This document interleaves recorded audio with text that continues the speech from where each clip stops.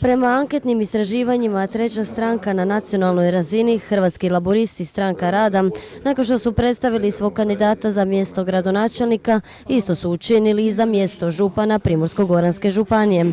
Prema njihovoj procjeni, bivši župan nije zaslužio prolaznu ocjenu, a kao prilog u tome svjedoči 30.000 manje radnih mjesta u našoj županiji od 2000. godine, istakao je Maračić.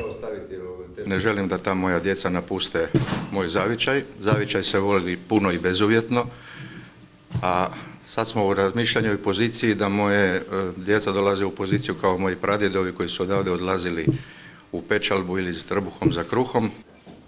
Što se tiče izbornog programa, glavne su odrednice Hrvatskih laburista, gospodarstvo, mladi i socijalna politika i ekologija, a za zamjenice župana predstavljene su Dina Domijan i Jelena Krpan.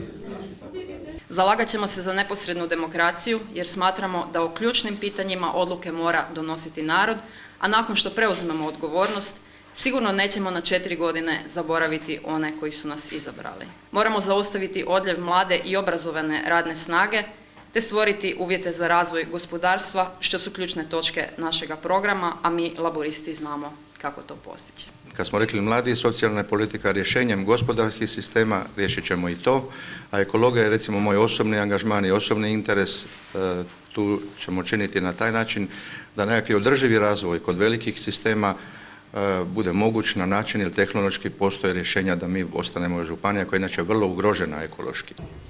A jesu li ovom kampanjom ugroženi i ostali kandidati u županijskoj areni, uskoro ćemo saznati.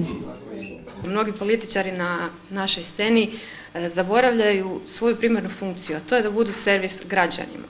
Upravo zbog toga smo osjetili potrebu da preuzmemo stvari u svoje ruke.